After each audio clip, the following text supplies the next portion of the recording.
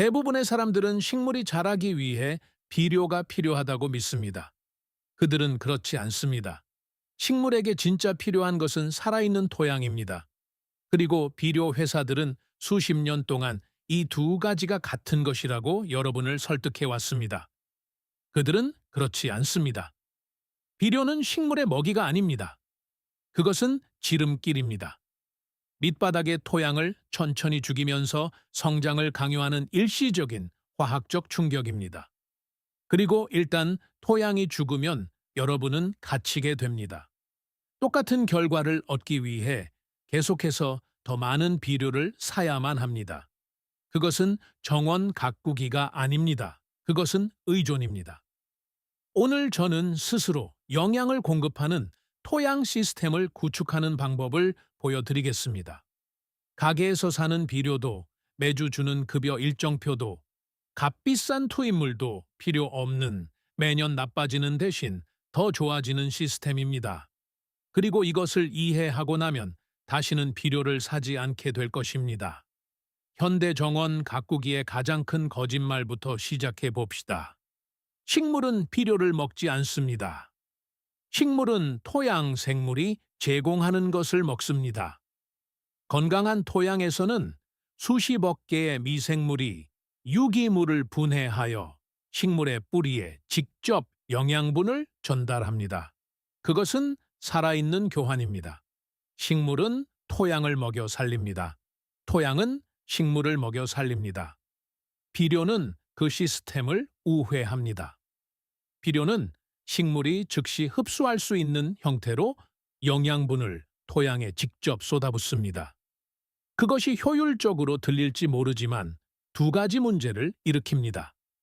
첫째, 그것은 식물이 토양 생명체와 협력하는 것을 멈추도록 훈련시킵니다. 영양분이 강제로 공급되는데 왜 협상을 하겠습니까? 둘째, 그것은 애초에 토양을 비옥하게 만드는 미생물을 굶겨 죽입니다. 그래서 매년 토양은 약해집니다. 그리고 매년 여러분은 그것을 보충하기 위해 더 많은 비료를 필요로 하게 됩니다. 그것은 우연이 아닙니다. 그것이 바로 비즈니스 모델입니다. 비용 영원 토양 시스템의 목표는 간단합니다. 식물에게 먹이를 주는 것을 멈추고 토양에 먹이를 주기 시작하는 것입니다. 토양이 살아있을 때 비료는 불필요해지기 때문입니다. 건강한 토양이 필요로 하는 투입물은 단 세 가지뿐입니다. 유기물, 피복, 그리고 시간입니다. 그게 전부입니다. 병도, 봉투도, 브랜드 이름도 필요 없습니다. 첫 번째 기둥은 유기물입니다. 유기물은 한때 살아있었던 모든 것을 말합니다. 주방 쓰레기, 잎사귀, 잔디 깎은 것, 커피 찌꺼기, 판지, 나무 조각들입니다. 이것은 폐기물이 아닙니다. 이것은 음식입니다. 여러분이 추가하는 모든 유기물 조각은 미래의 비옥함이 됩니다. 유기물이 분해되면 부식질을 만듭니다. 부식질은 영양분을 유지하고 물을 머금으며 미생물에게 먹이를 주는 역할을 합니다. 그리고 가장 좋은 점은 대부분의 유기물이 공짜라는 것입니다. 채소 찌꺼기, 달걀 껍데기, 사용한 커피 찌꺼기, 종이 타월, 가을 낙엽, 마당 다듬기 잔여물 등입니다. 사람들은 이것을 버리기 위해 돈을 지불합니다. 여러분은 이것을 토양으로 바꿀 수 있습니다.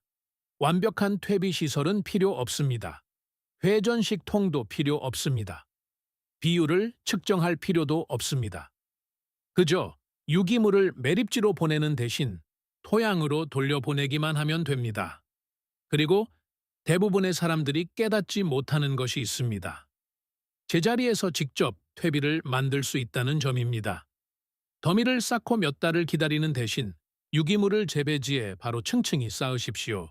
멀칭 아래에 주방 쓰레기를 넣고 그 위에 잎을 덮으십시오. 토양 생물들이 나머지를 처리합니다. 지렁이가 물질을 아래로 끌어내립니다. 곰팡이가 토양 전체에 영양분을 퍼뜨립니다.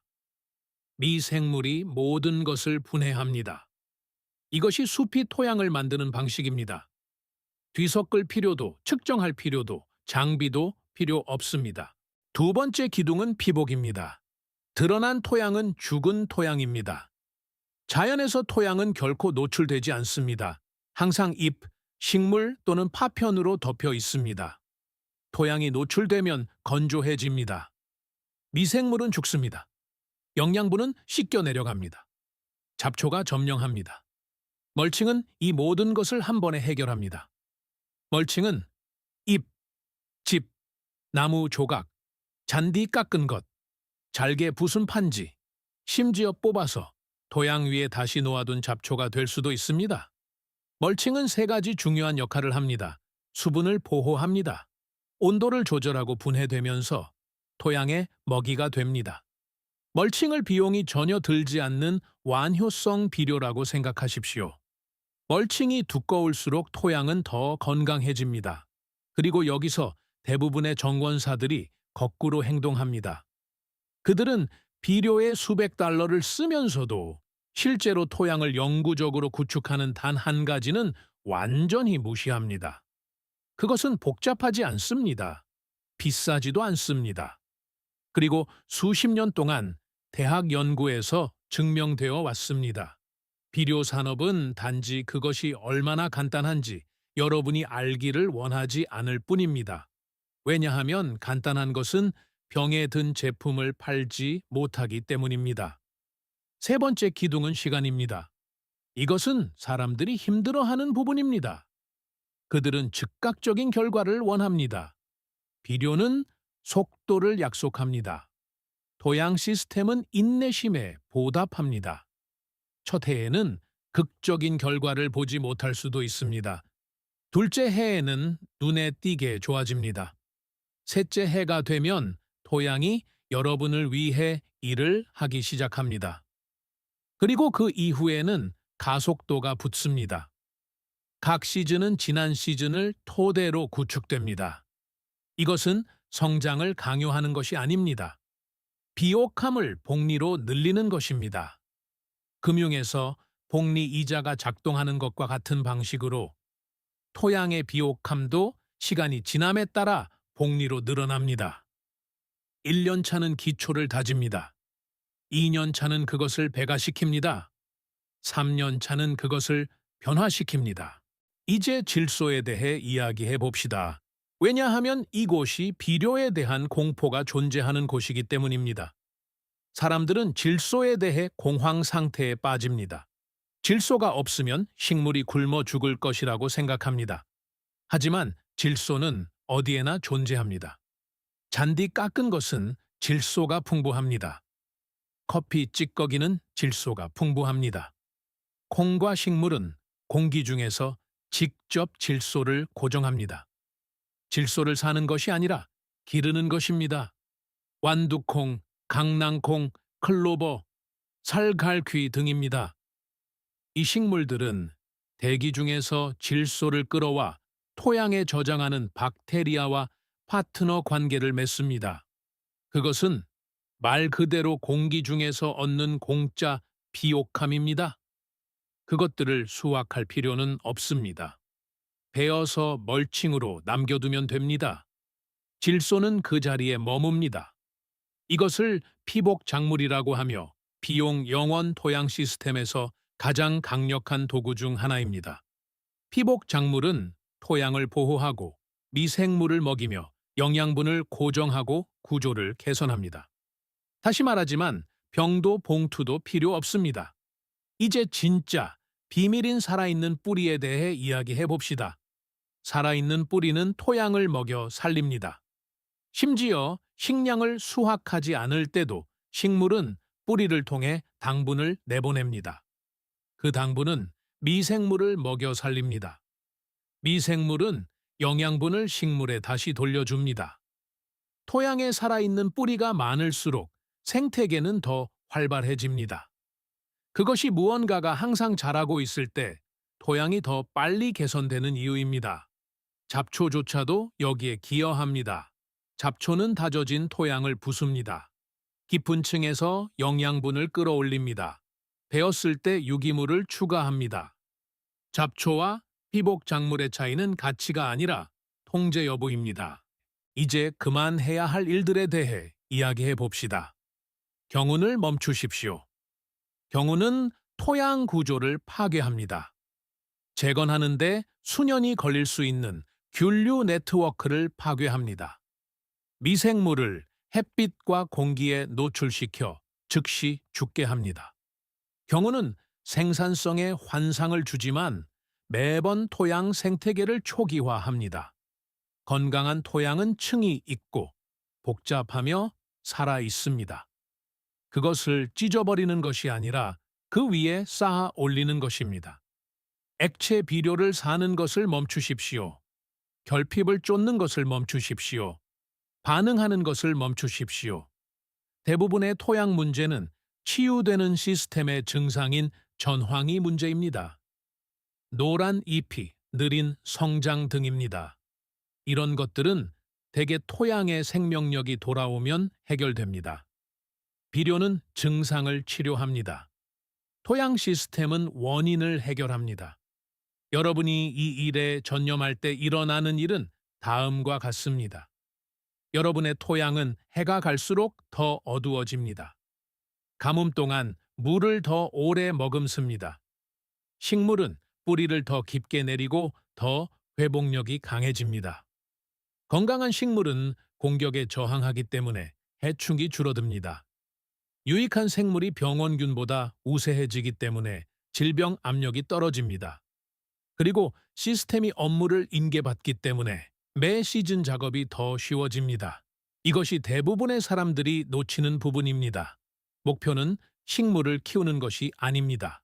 목표는 식물을 대신 키워줄 토양을 만드는 것입니다.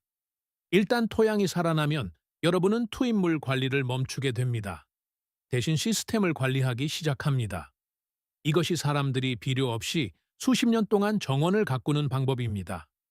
이것이 농장이 토양을 고갈시키는 대신 재생시키는 방법입니다. 이것이 의존성을 영구적으로 끊는 방법입니다. 비료를 사는 것은 비싼 음식을 사는 것과 같은 실수입니다. 매년 무료로 직접 생산할 수 있는 것에 돈을 지불하는 것입니다. 대부분의 정원사들은 비료에 매년 $50에서 $100를 씁니다. 작은 정원의 경우 10년이면 $1000가 넘습니다. 하지만 한 번 구축한 토양은 수십 년 동안 작동합니다. 식료품점은 여러분의 의존성으로부터 이익을 얻습니다. 비료 회사도 마찬가지입니다. 비용 영원 토양 시스템은 인색함에 관한 것이 아닙니다. 독립에 관한 것입니다. 만약 여러분이 토양을 통제한다면 여러분은 여러분의 음식을 통제하는 것입니다. 음식을 통제하면 가격은 더 이상 중요하지 않습니다. 이것이 다른 모든 것이 쌓이는 기초입니다. 다음 영상들에서는 이 위에 시스템을 층층이 쌓을 것입니다. 무료 비옥함, 무료 사료, 배쇄, 회로 등입니다. 하지만 살아있는 토양 없이는 그 어떤 것도 작동하지 않습니다. 그러니 여기서 시작하십시오.